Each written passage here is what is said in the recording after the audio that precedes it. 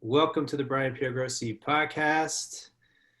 I'm Brian Piergrossi, and I have with me Satyen Raja. Welcome, Satyen. Thanks so much, Brian, for having me. So good to be with you. Maybe we can start off by just sharing with people who you are, who are not familiar with you, and how do you kind of introduce yourself when people say, "What do you do?" I'm a founder and I lead a group of companies all underneath WarriorSage banner called WarriorSage Trainings. And our main focus is to really support leadership on this planet right now. There's so much influx on this planet on so many levels of being. And so our aim and intention is we support business leaders, human potential leaders, guides, mentors, physicians, therapists, you name it. People are on the cutting edge on the front lines of serving others and making a difference on the planet. What we do at WarriorSage is we support them to be the most powerful, impactful, awakened, enlightened leader that they can be to do the good work they need to do. So that's an overview of Yeah.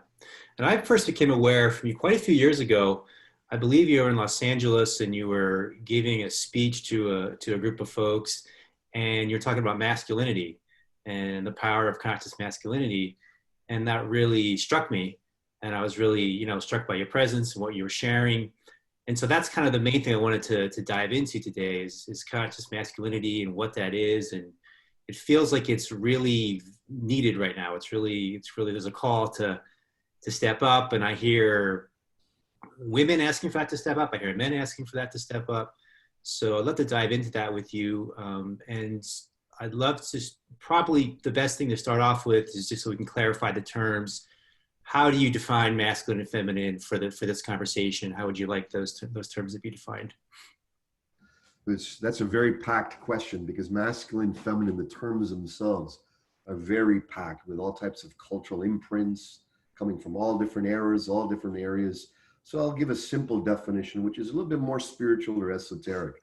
For me, the masculine represents that which within us is consciousness itself, if you will, the divine perspective, the oneness state, the space of awareness of I am. So that center point in which we're experiencing all of reality, the stillness, if you will, that in meditation we're moving towards, aiming to find and cultivate and settle within, that to me I would define as the infinite emptiness, infinite alive dynamic emptiness of reality, or masculine, or as the yogis would call it, Shiva Consciousness.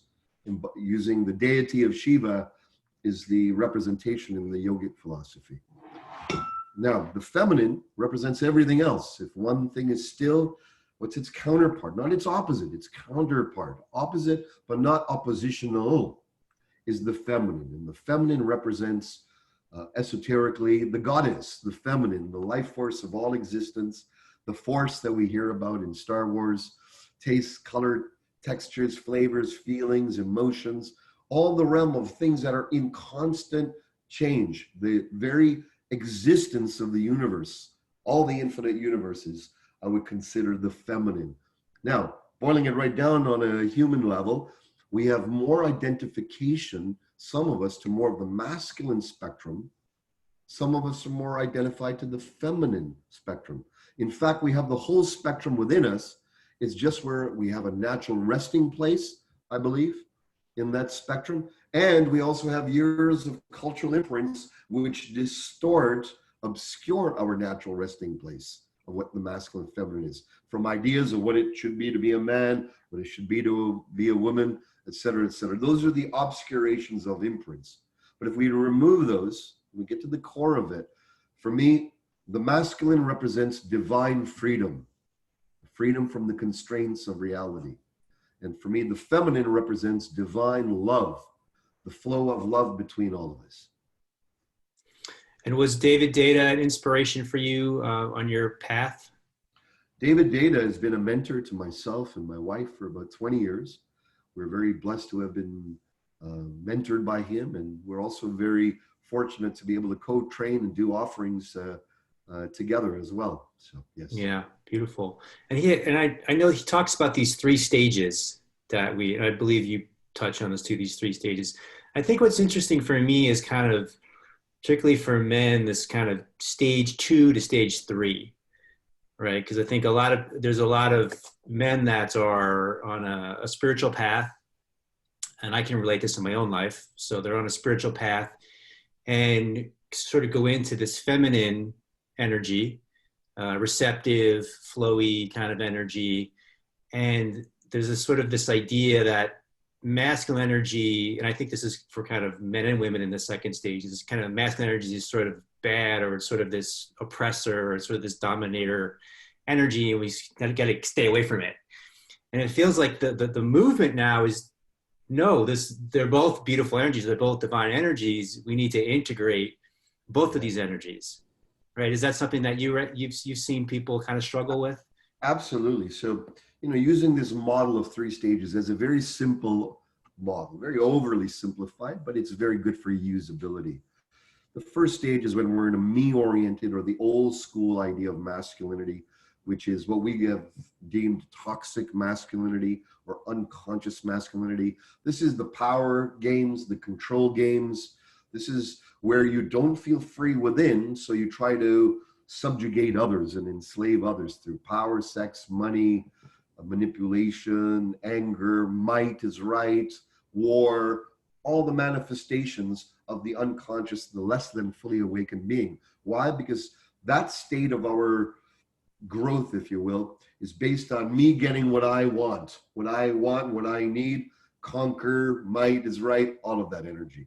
So yes, the masculine has been poo-pooed recently for good reason, is because we're unfortunately, that form of the masculine, that contracted masculine, is responsible for so much of the devastation in society, the devastation on the planet, our voracious appetite to continue to consume, to dominate this earth, to consume and dominate people.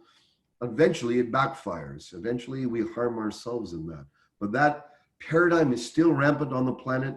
And that's why a lot of men have said, look, we do not want to go deeper into that. We don't want to just keep reliving that pattern of the old school man who's toxic, who's less than emotional, who's only out for freedom based on if he gets freedom, not so much worried about other people. The natural next evolution is the next phase. And that's where we embrace more of our feminine energy, as you shared about. We become more whole. We recognize we're not just masculine. The old masculine is negative, harmful, contracted, is some of the imprints we have. But we must not throw away the baby with the bathwater, because that's what happens with the second stage. We go, okay, now I need to be feminine. And I believe that's a good phase to grow our feminine side, to get in touch with our emotions, to get in touch with the life force of reality, to get in touch with the purity of love and the exchange of love, and coming into wholeness, balance. That's the hallmark of the second stage male, if you will, or masculine version. They're more balanced. It's much healthier than the first. The reciprocal energy is, if we look at first stage, feminine is also a weak form, a marginalized form of the feminine. It's the counterpart to the first stage, might is right. She's, hey, I'll do whatever you need to do. Please love me. Please keep me safe and sheltered. It's a codependency type of energy.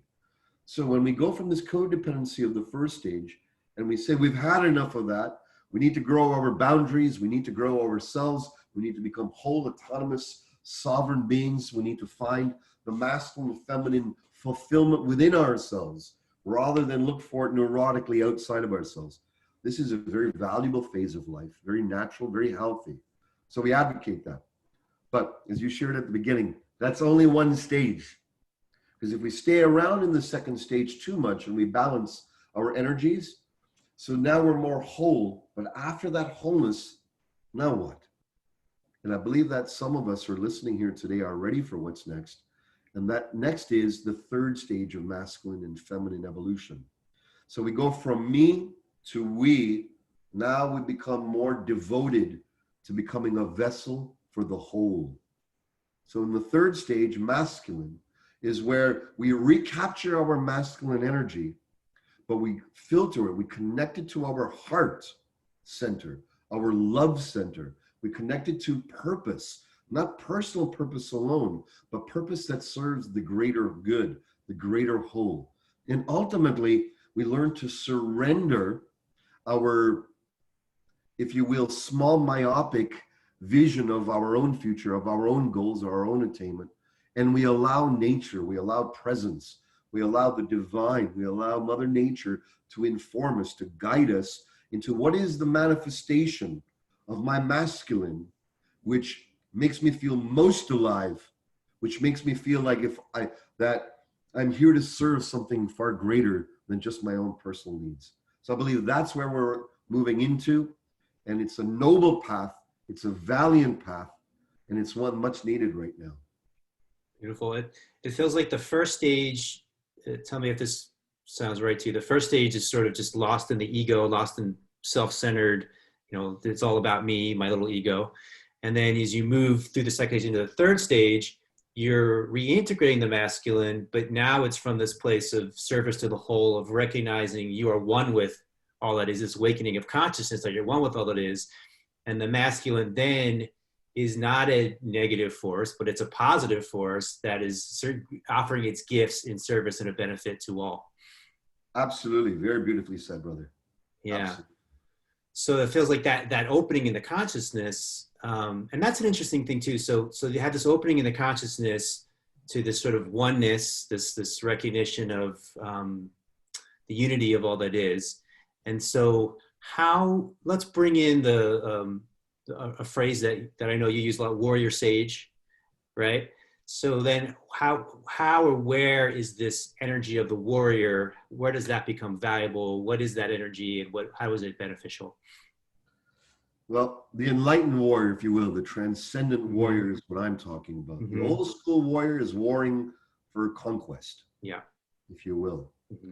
Conquest or defense, even in a way, which is Mm-hmm. very valuable in certain times in our history. I'm talking about the transcendent warrior. And by that, I mean, rather than relegate our masculinity to a negative force alone, we get back in touch with it. This is where martial arts is very valuable as an example of how people can get back in touch with their masculine energy, but channel it in a way that's going to be of fun, that's joyful, that's playful, that engages not combat to destroy, but combat for enjoyment, because that energy is still there. So if we deny it, crush it, or make it bad, that energy is still there. But if we learn to absorb it, realize it, funnel it, direct it to something that is good. So if we've got aggression, we've got anger, we work it out. We don't take it out on people. We work it out through exercise, discipline, meditation, martial arts practice, being in nature, taking on a project, volunteering, finding a way to ask ourselves, what must I do today to live, to love, to die complete without regret? That one question is a very powerful question to evoke that spiritual warrior within us. What must I do today to live, love, and die complete without regret? And when we ask that with truth, with integrity, with realness, when we ask it of ourselves with the willingness to act upon it, that action, that direct action of whatever arises from that question in life, that awakens our spiritual warrior. And that, I believe, is so valuable for this day and age. Now, we also need temperance with that warrior, and that's the sage. The sage, to me, is the part that's not looking for anything. It's the connection to the eternal wisdom that's already living all existence. I believe that each one of us have a great storehouse of wisdom. Each one of us. Some of us are younger, we might have a little less wisdom. Some of us are old souls, we have great wisdom. But when we combine wisdom, which means living rightfully with the earth, living rightfully with all those around us, finding ways of inclusion, not exclusion, finding ways to stay centered and in equilibrium in the midst of all the craziness that's happening personally, societally. The sage element within us, awaken with the warrior, is a very powerful combination knockout team within our being. Right. And it feels like a big part of this journey is facing fear. A big part of this WarriorSage journey is facing fear. And a lot of it, to me, especially in the age we're in now, is internal fears. right? Kind of, being in the comfort zone and kind of, kind of afraid of stepping out. What if I say this? What if, people don't like what I say or what I do? Or so do you find that that's a big part of this development of the warrior sage, is being able to acknowledge fear and face it? And how do we do that? That's really well put. This is an eternal practice that has been given to Yoda, to Luke Skywalker, is immortalized in the Star Wars movies. But that relationship of warrior and sage is so essential, especially nowadays where it's like we look at fear, we have our own personal fears, health, money, relationships, whatever fears we have. Society is going through intense realms of fear with disease, with cultural issues, social issues. Unbelievable, right? Now, the warrior philosophy is feel the fear fully. Do not over bravado it. Don't set it aside and pretend it's not there. Don't try to act macho as if you have conquered fear. It's quite the opposite. Mm. The spiritual warrior's attitude is to dive deep into the fear, to feel it at its bones, instead of separate from it or deny it or somehow suppress it, or more often distract ourselves from the discomfort of fear through sex, food, TV, drugs, whatever the heck it is, right? Those are distractions sometimes from feeling the hollowness of our fear, the intensity of our fear. Sometimes it's the fear of I don't even know who I am. Sometimes it's a fear of I don't know where my place is in the world. It's beyond words, but it's a guttural, bodily feeling. The warrior sage path is to feel it fully. Go deep into it. What's the images in that fear? What are the thoughts you're having when you feel that fear as you dive into it with courage? What are the emotions one is feeling when you dive into it? What are the body sensations we're feeling when we go deep into the heart of fear? Now, what's something miraculous happens when we take the path of feeling the fear rather than diverting our attention from it or escaping it. And what happens is the fear unravels. And this is cliche, but it's so true from my experience, that as we feel the depths of our fear, breathe it, move it, but instead of collapse and close down and become contracted in the fear, we learn to open our body, our breath, our presence, our attunements in that fear state. What happens is the fear starts to transform. And the very gift that we have to bring is usually behind the fear. That fear is usually an ally. It's not seen as an ally. But when you breathe it down to its core root, it starts to transform and dissolve. And behind it is an empowerment. You know, when you play video games, if you hit one of those things, you get an empowerment. If you hit some ball or lightning, the same thing that happens is with fear. So a warrior's path is not to avoid those, but to look at those things popping up on your screen that are fear-based, feel them fully, enter them, and absorb the power that they give to live your mission with even more calmness, clarity, and precision. That feels like a really important point. It feels like it's really important in relationship too, relationship with men and women. I was just talking to a client today, it was a woman, and she's talking about how she feels a lot of emotion, and she comes to her fiance and he kind of runs away, or he doesn't want to deal with the emotion, so, which is a common thing, right? As men, we don't want to deal with the woman and her emotion, and just she says he actually was interesting. She said that she'll ask him to do something, and he'll do it like kind of like he's like an errand boy. He'll just do what she says to kind of get away from the emotion. Yes. But it was kind of like she wants him to actually be with her emotion, right? And this is kind of a really common thing in relationship, right?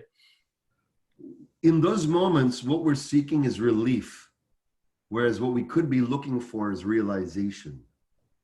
Yeah. So you pointed out a really direct, exact experience. I'm married now with my wife, Suzanne, for 33 years.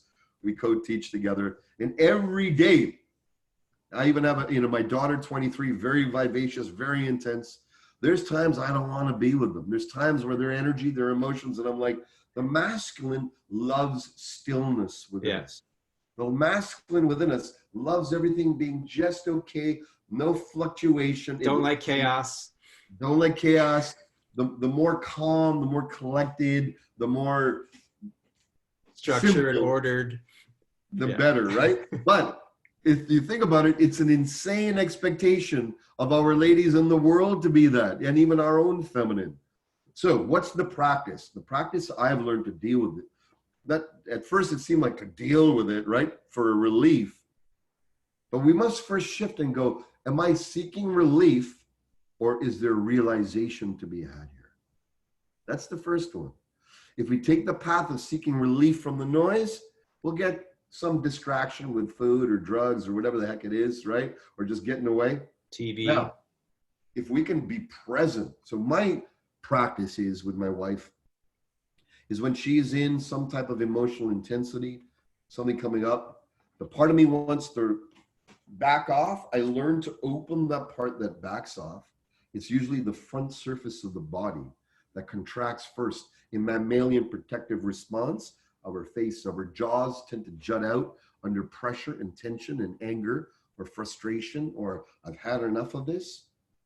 So if we can just pull our chin back, soften our jaw, soften the whole front surface of the body, and then listen to our beloveds, our wives, our daughters, our mothers, our sisters, our colleagues, our friends, with the heart of openness to, I really want to understand you. And a great thing to do is focus less on the words that they're saying in those moments, because the words might sound, I didn't do that. That's not true. Because the words can seem logically not appropriate or distorted, but that's not what they're getting across.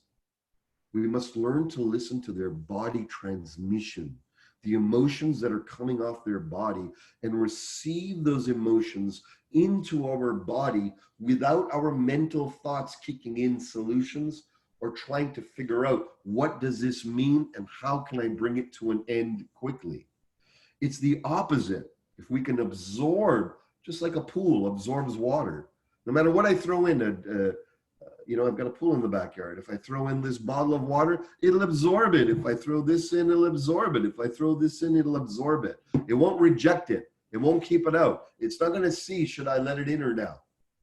In the same way, we can be like a pool, which absorbs the intensity, malice of our lovers' emotions, be fully present, and make if you will, the masculine translation, which is whatever she's saying, what she's really saying is, this is love. As my friend Fantuzzi is an amazing musician, he has a song, it's either love or a calling for love. Mm. So when my wife is in those moods, to me, it's a calling for love. If I abandon it and try to fix her, I'm not responding to her heart's calling for love. So what can I do in those moments? Get closer, breathe her, listen to her, remain unguarded, remain soft and pliable and receptive. Present like a rock, present like a mountain, so you're not wavering around and making excuses and like, oh, now here she goes again. No, like let her storm blow by and still be the mountain, and then something magical will happen, is what I've experienced.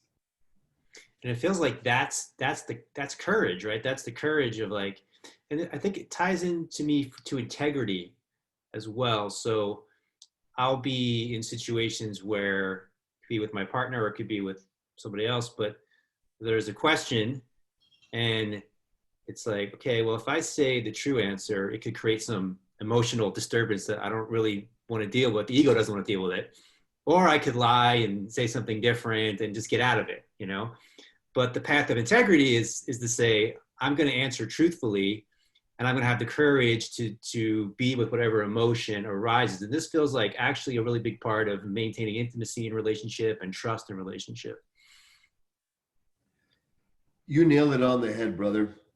You know, integrity, first of all, is being truthful. There's a lot of people nowadays claiming truth, proclaiming this is the truth. And I go, well, I don't really feel we can proclaim what truth is, but I feel we can definitely be more truthful. So rather than relegate truth to a philosophical discourse but being truthful, there's nothing philosophical about it. It's just, am I truthful or am I not? No white lies, no black lies, no gray lies, is to continuously remove that from our system. When we feel we need to lie, many times, sometimes we lie or we distort things to get a need met, to get a want met, or to avoid scrutiny, to avoid being pointed at, et cetera, et cetera, et cetera. So we move around it. But yet when we can be with that and make a courageous decision, no, from now on, I'm no longer going to succumb to pulling away. I'm not going to succumb to distorting truth or lying straight out. I'm going to be really honest and truthful. And I'm willing to receive full honesty, even if it hurts me. Even if that they point shit out to me, it might be their stuff, but I'm willing to receive it. So this type of degree of willingness to be truthful and stand in the fire of truth, the feminine loves it. The feminine loves, hey, you know, love, I love you. I fucked up there. I'm sorry. And I love you and I'm going to make it right. Rather than avoid it, play games, act like bullshit, make excuses. Hey, I screwed up over there. I want you to know I got it. And I want you to know I feel that it's affecting you. And you just remain quiet. There's a saying that the wise man said nothing. Mm-hmm. Sometimes it's the wisest thing we can do is to say nothing, but to feel everything.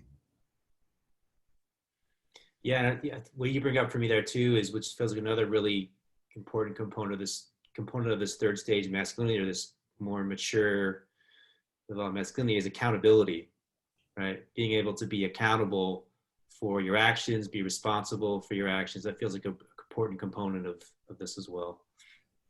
For the WarriorSage path, your word is law. It sounds so simple, making my word law. Now think about the ramifications of that. Think about how many times during a day, hey, hun, can you get that? Can you shovel the snow? Or hey, hun, can you just get that for me? Yeah, sure, no problem. But you forget, you don't do it.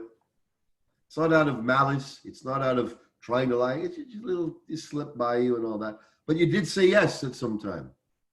When we can start to not just catch those big ones, overt distortions, but the little points where we're not making our word law, and we shore them up. Okay, I'm loose over here. I'm loose with my finances. I'm loose with my timing agreements with my business partners or teammates. I come lackadaisically to my meetings, maybe 5-10 minutes late, whatever it is, right? Whatever, where we have some fuzziness in our word being law, that's the first place to shore up, I feel. Because without truth, we're nothing. And without our word being law, we can't be trusted. And a man who can't be trusted is worthless. A man who can be trusted is worth everything. It's less about your looks, how big your physique is, how handsome you are, how much money you have, all these exteriorizations. In the third stage, especially in this day and age now, the deepest value and power we have is being men of truth. That means the hard stuff, the ugly stuff, the good stuff, the ecstatic stuff. Truthful in everything. But it starts with shoring up the bullshit. And I'm constantly doing that. There's no freaking arrival. That's the other thing. There's no arrival to being a man of truth. It's a lifetime practice and cultivate. It's a way of life. Every week I go, oh, I was distorted there. I didn't say it directly. I was trying to hide how I was really feeling and I was getting it across too nice. Or an opposite. I was trying to hide how angry I am and I came, or this, or it could be through even praise. You know what? I actually had so much more praise and acknowledgement for that person, but I was scared to give it because I didn't want to sound too gushy or too overwhelming. All these things are fine-tunements. Your soul, our soul already knows what truth is. And when we're in it, there's a resonance. Ah. And when we're not, we know. So it's bringing our knowingness into that. And paradoxically, we become the most sexiest when we live the path of truth. We get the biggest business deals because people trust us when we walk the path of truth. A couple things struck out what you said. So one thing that's interesting is this idea of being nice, and the idea, and to me, being nice, which to me that's like you kind of, as you move on this path, there's something that's more important than being nice. I think you're kind of pointing at it, right? So I find like the highest form of loving actually isn't always being what you considered nice, right? So I saw you nodding your head there, so it sounds like you resonate with that. Yeah, absolutely, Brian. Being nice and friendly and cordial is a good cultivation to have, to develop our gentlemanly nature. I believe that if we can just bring back a little bit more Camelot, a little bit more of these Arthurian or old legends from whatever cultures and societies, where there was a natural reverence and nobility that the masculine hold in our altruistic versions, not in the distorted versions. So for me, more important than being nice is being noble. And nobleness is a timeless quality of being courteous, seeing you, my brother, as a king, as a sovereign, as a leader, as a man living his own life. And when I see and I feel and I appreciate you there, that way, verbally or non-verbally, even in our first greeting, hello, brother, hey, good to see you.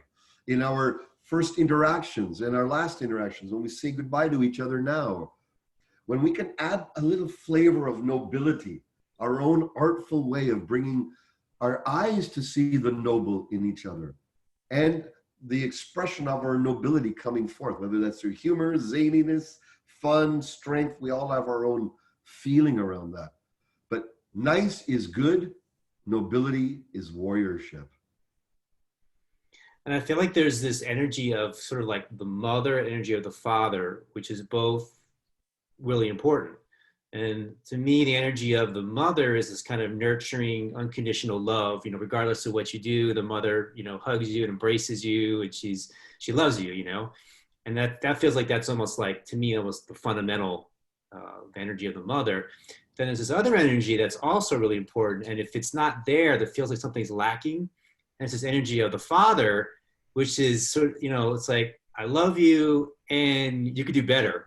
You step your game up, And I think as men with each other, we have that, we appreciate that in each other. And it feels like, and with women as well. So it feels like that's an important component to me that I think is important to acknowledge, this kind of energy of the masculine, which is a different way of loving than the feminine, the mother, but is also important. Absolutely. The feminine within us grows through praise, acknowledgement, edification, connection. It grows, whether we're men or women or any sexual identification. The masculine within us grows through loving challenge. Not just challenge. There's harsh challenge that can crush us. But loving challenge, where I'm in you, I'm beside you, brother, my son, my fellow teammate, come, let's rise up together. Come on, I know you're better than that. I've seen you hit a little, or hey, we hit that mark. Let's see, can you kick a little higher today? Let's train another 10 minutes in that jiu-jitsu round as an example. Let's go a little longer. So loving challenge is so healthy in these, for us to be able to cultivate that dynamic within ourselves, within each other. Not just harsh challenge, not beating ourselves up, but loving challenge. Loving praise is also very important. That's the mother side. That's the sister. That's the feminine. It's the embrace, the fold, bring one into that. And the loving challenge is, come on, there's more on this planet. There's more to do, more to achieve, more goals to realize, deeper freedom to attain. And you're inviting, evoking, and challenging it out. And I believe wisdom is the artistry to be able to flow between all of that. So as an example, down to earth, my daughter is more feminine identified, so I'm giving more praise and acknowledgement to her.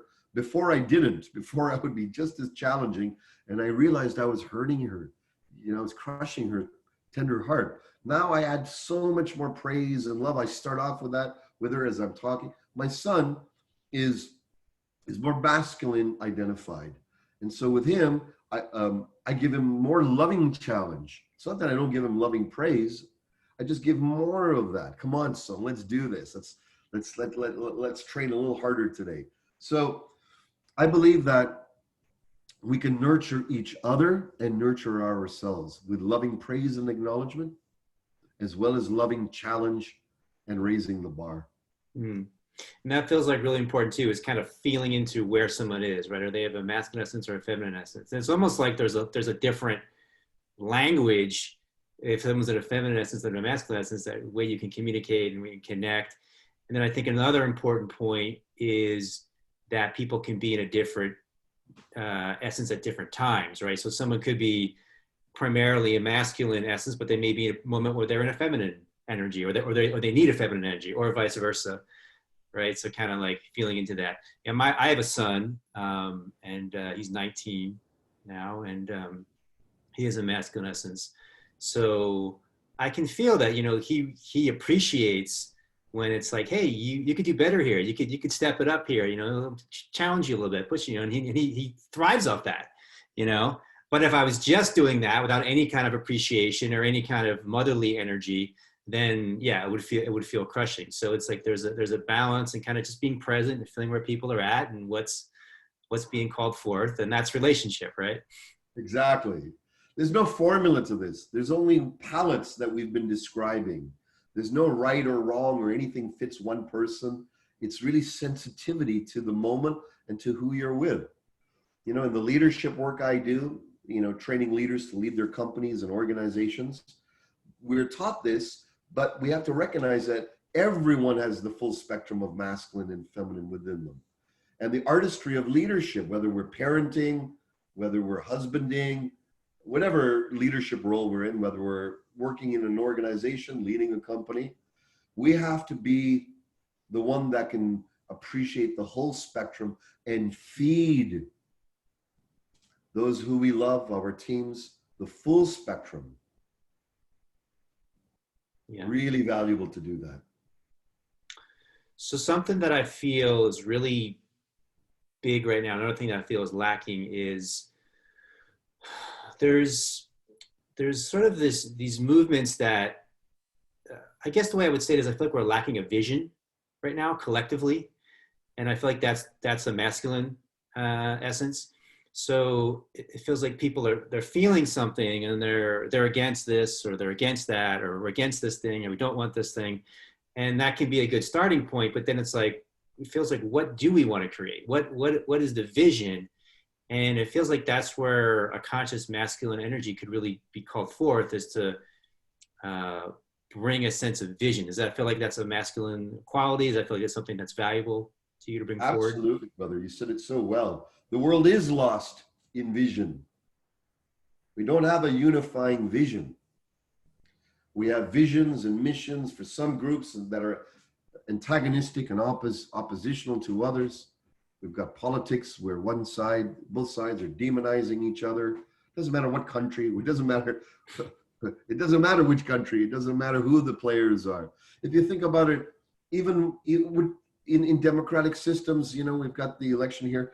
If you're on one side, I'm not going to say left or right, if you're on one side, you have to actually demonize, cut down, challenge, fight, show how stupid these people are to get at the top of your power scheme. And then all of a sudden when you're at the top, you have to make friends with everyone. Now we're on the same team. After you've just ridiculed, demonized, and showed your whole side how stupid they are, awful and not suited for the job. Now they're all suited for it. The same exact parallel is going on this side here, where they're fighting this and this, who's this and this and this. Then they'll bring their top leader, and then everyone else becomes friends now to unify. And now these two fight. Think about Forget the faces, the names, the era, what year we're in. This has been going on a long time. Can we come up with a unified vision that's greater than this structure, that continues to foster this form of antagonism? Yes. Where I feel we are in history right now, energetically, is that we cannot create that vision alone from the old resources or paradigms. We must come from more of an omni consideration of the whole.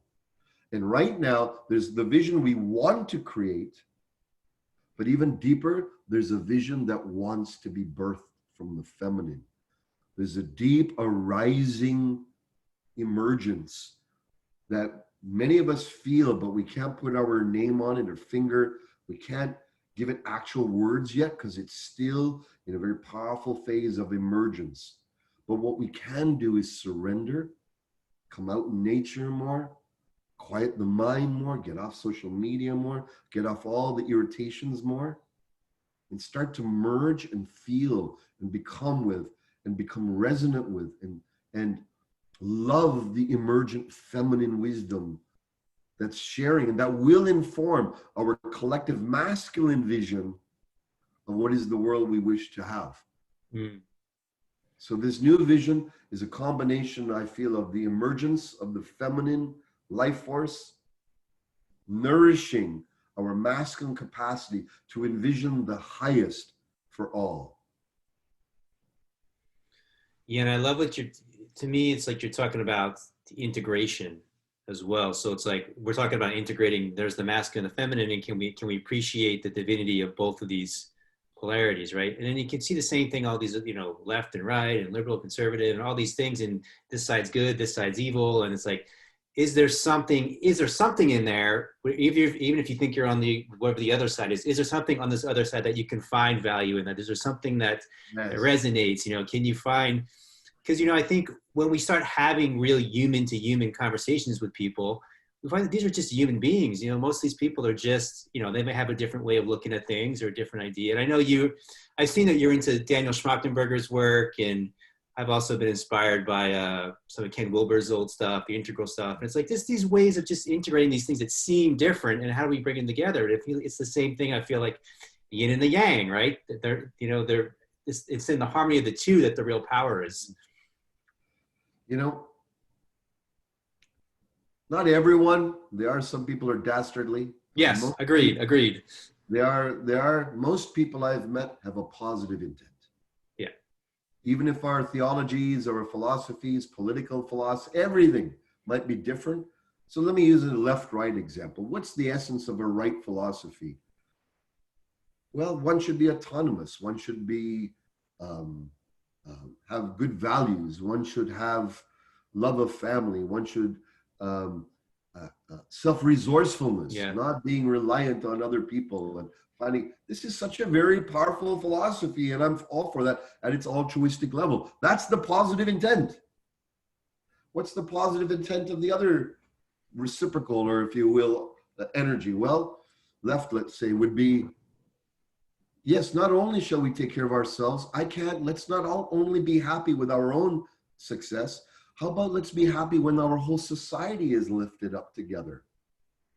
Let's embrace our whole society. Let's share. Let's bring about a sense of that we're all for one for all.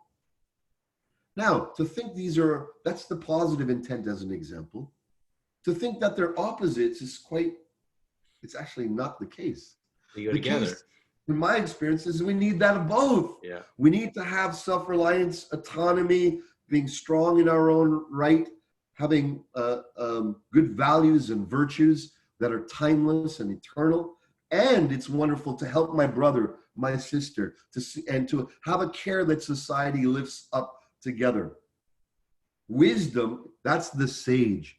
The sage within us looks for the positive intent through the minefield of externalized viewpoints, or the minefield of reactivity, or finger pointing, or bullshit projections being thrown on each other. The sage goes, what's their positive intent? Beyond this facade or external shit that they're expressing? What's their positive intent? This is the courage of our day. This is the humility and the power of the warrior sage of this day, is to pierce through the illusion of separation and become in union with their positive intent. When we meet them in the positive, they can feel it. Everyone starts to relax. Now we can start moving towards common ground. Now we can start moving towards that, because we know that at your heart, you mean well. And at my heart, I mean well. Let's rest in the meaning well that we share with each other.